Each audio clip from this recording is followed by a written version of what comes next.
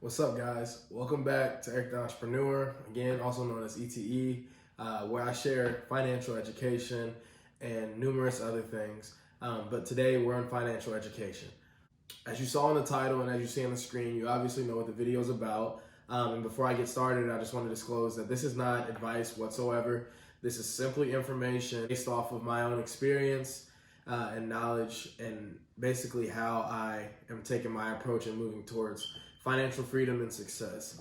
By all means, I want you guys to take this information and run with it, do whatever you will. I promise you it's good information. I will have to say, not all these theories are mine. Most of them aren't. The whole idea of having steps towards financial freedom has been around forever. So you'll see these duplicated in a lot of places, not necessarily in the same order. I kind of went a different order about it. But I do want you guys to, again, take notes and take whatever you can from this video, because I promise you it is worth it. These steps so far has put me in a position that I've never been in before, and it didn't take very long to do it. So with that being said, let's go ahead and get started, and I'll show you guys how I'm taking this on my journey. The first step is secure your bag. This is a huge one. Any financial professional that you talk to or that you've read about, The Richest Man in Babylon, one of the books I recommended in my last video, this is the first step in that as well. This is a really, really big one. This is one that I highly recommend everybody do, no matter what stage you're in, just because it's that important. And this starts with getting a job.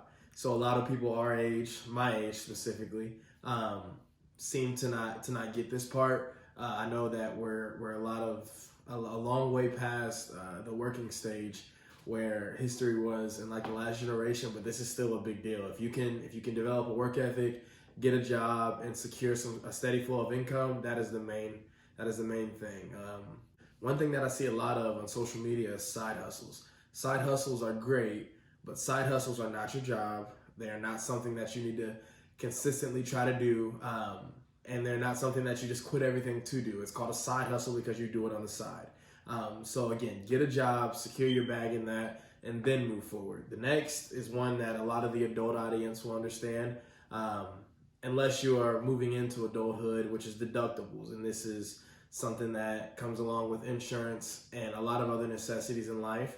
And what I put here is just add them up. If you have a $500 car deductible for anything that it is that you need, as far as your vehicle, home, or even medical, again, a car deductible was just an example. You need to add those up and save that amount in each of those categories. That will ensure that if any disaster happens in any of those areas, which are necessities to get to work, to have a shelter over your head, and to help yourself if you ever get in bad health, then you'll be covered no matter what. That is a big one. The next one's a big one too. Save 3 to 6 months of your living expenses. This is one that you'll hear come out of pretty much any financial professional's mouth. If you go sit down with a financial advisor or a financial planner, they're going to tell you this before you do anything. This is important because, as you see recently, this doesn't happen all the time, but the pandemic has put people in a lot of positions, and I guarantee there are a lot of people in America or all over the world right now that wish they had that 3 to 6 months, if not more, of living expenses saved, because of when disaster strikes, you want to have your security in your home, your vehicles, and any other bills that you have. One thing that stuck out to me that I've read 1,000 times in so many different books is that 60% of Americans do not have the capability to save $1,000. And that's a huge percentage. There's over 330 million Americans. And if 60% of them can't save $1,000, then 60% of them are in some trouble, because $1,000 isn't worth much nowadays. Other expenses that you should consider in this, groceries, upcoming vacations, other necessities. Some aren't necessities, but you should consider all those just to make sure that you can continue living life as you please, if that is your wish. Otherwise, save that 3 to 6 months. And again, that 3 to 6 months is all based off of what your current job is, how hard it would be for you to find a new job or another job that pays similar, and what exactly you want to do different from when you had a job and you didn't, or when you were in a good position and now that you are. The last one is something that I didn't do the first time, but eventually caught onto it. Cover yourself before going on a venture. Again, that's starting a business, a side hustle, or anything of that nature. If you get in a position where you want to do that, that's great. But if you don't have a security blanket in that, then that's kind of a dangerous place to be, because a lot of the times you have to invest everything you have, whether that's time, your money, or even leveraging certain assets or things that you own to get to where you need to get to support these things. If you leverage all that, or if you risk all that and you don't have a security blanket, then there's a good chance that you're not going to be in a very desirable position to be anywhere near success. The third step is credit cards, and more specifically credit card debt. A lot of people will probably question this, and I've already had some people kind of heckle and email me and say some crazy things because of whatever reasons.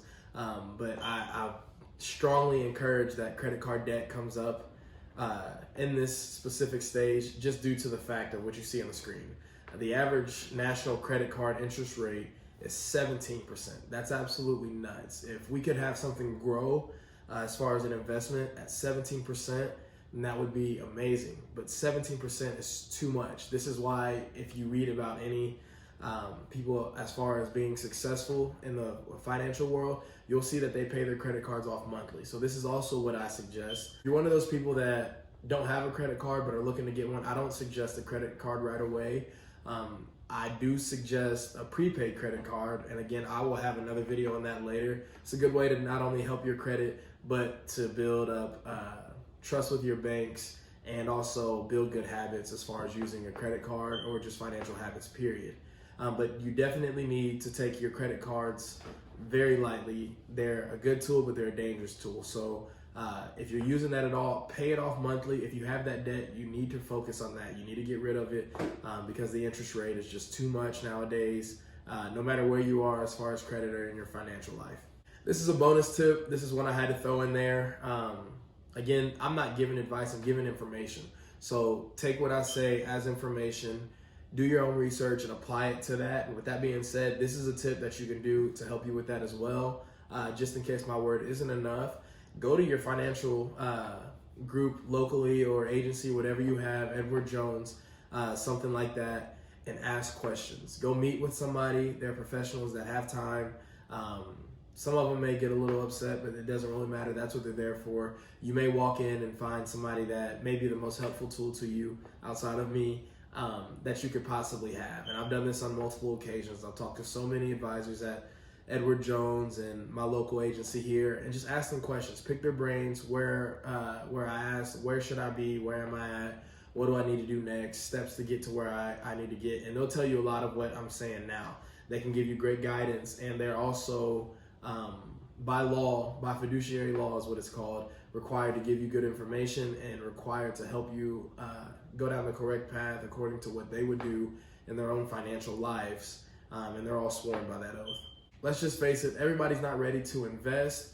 That kind of goes against the whole time restraint with investing. You need to be on a time frame to invest, because time is your best friend when it comes to investing. Time and compounding interest, they go hand in hand. But if you haven't done any of those other things that I just named, then it doesn't really make sense for you to invest, because you're just stepping out of order. And if something else goes wrong, you'll be looking to pull your investments out when it comes time to do this, especially if you're investing more money than what your current expenses are.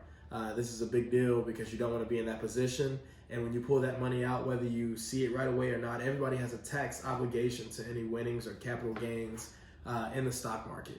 As far as investing goes, Roth contributions are the biggest ones. I'm not even going to talk about anything else in this slide, except for maybe a couple things. But Roth contributions, you see on the screen, I have the best way, in my opinion, to invest. I preach long-term investing, so that's a big deal. But if you read through the screen, you see what I have on here. And some of the things I wanted to touch on were the IRA, the HSA, and then again, maxing out your retirement. Like I said earlier, compounding interest is your friend. One of the guys I watched made a wealth multiplying chart where he shared how much the dollar is worth over a time span of your current age to retirement age. And just for a reference, at 20 years old, your $1 bill could be worth $88 at 65.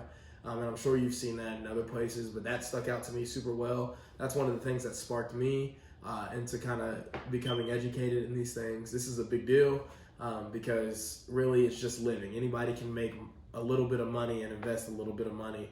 And if it can be that good, then imagine what it could be if you were actually contributing regularly at larger amounts. The HSA is the health savings account.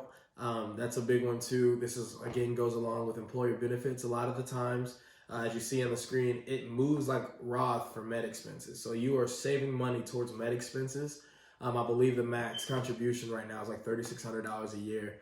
And there's also a match with that with a lot of employers. So that's really good because this is basically a triple tax advantage with it moving like a Roth.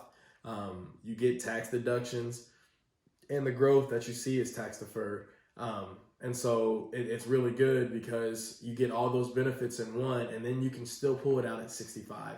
So if you save that $3,600 every year from 20 to 65, then you will have not just a slight come up, but a major come up as far as Roth contributions. And this is a big deal as well. If you have an employer benefit, like a 401k, then your contributions are not limited to $5,500 a year, which is the max right now for people under the age of 50 in an IRA. But in the 401k, you are limited to $19,000. I think it's right at $18,500. That is a lot more than $5,500. And if you have that benefit, then you have to take advantage of it. There are many different groups that provide 401ks for companies, and you can go in and move things around, figure out what makes you comfortable according to your risk tolerance to help you get to wherever it is you need to get to fuel your retirement. This is one of the last steps. This is the place that I currently am at.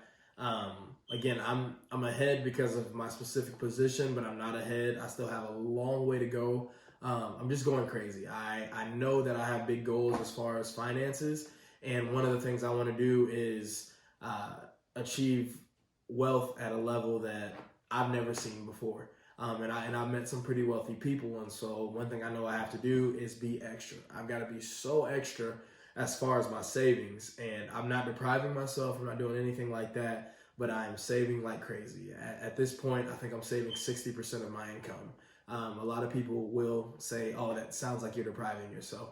But when your goals are that important, you have to go the further distance to get to where you need to go. This is a big deal because, again, that wealth multiplier I talked about, that $1 turning $88 in 45 years.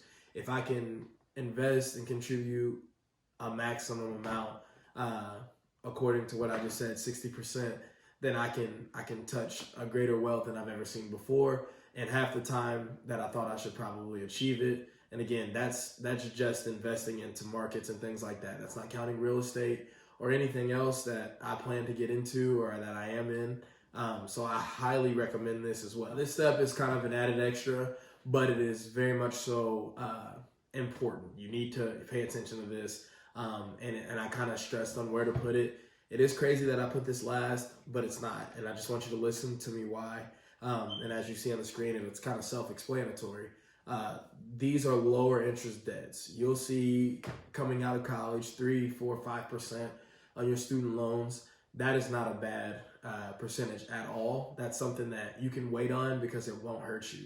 That credit card debt will hurt you at 17%. You'll be paying that off until the end of time if you're not careful, especially depending on how much you owe in debt. Mortgage debt, student loans, vehicles, you won't see interest rates that high in that debt. But if you do, you made a bad decision, and I advise you to do something different. Again, paying on these debts will allow your money to work for you better without hurting you.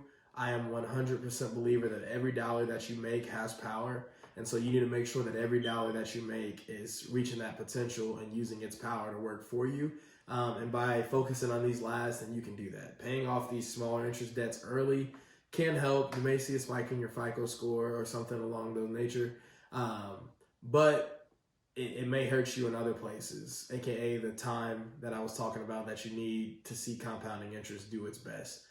So this is why I placed this one last and not earlier. So I hope that makes sense to you guys. If not, comment below and we can argue about it. But that's just my theory. Well, that's it for today. I appreciate you guys watching. I'm trying to keep these videos timely. I'm going to be starting other social medias with this and doing other things to kind of engage the crowd that I'm trying to build. I have a goal with this, and I'll share more about my goals later. But please like, subscribe, share, screenshot this, send it to a friend, send it to anybody you think that would need this information. I'm going to continue to try this weekly uploading. I know this video is a little delayed because of the holiday, but that is the only reason why. I'm going to continue sharing this education. Again, I'm learning with you guys, so don't take this as, oh, he thinks he knows everything or anything like that. I am solely here to share information. One more time, please like, share, and subscribe this video to as many people as you can. Growth is the goal. Until the next video, I'll see you guys later.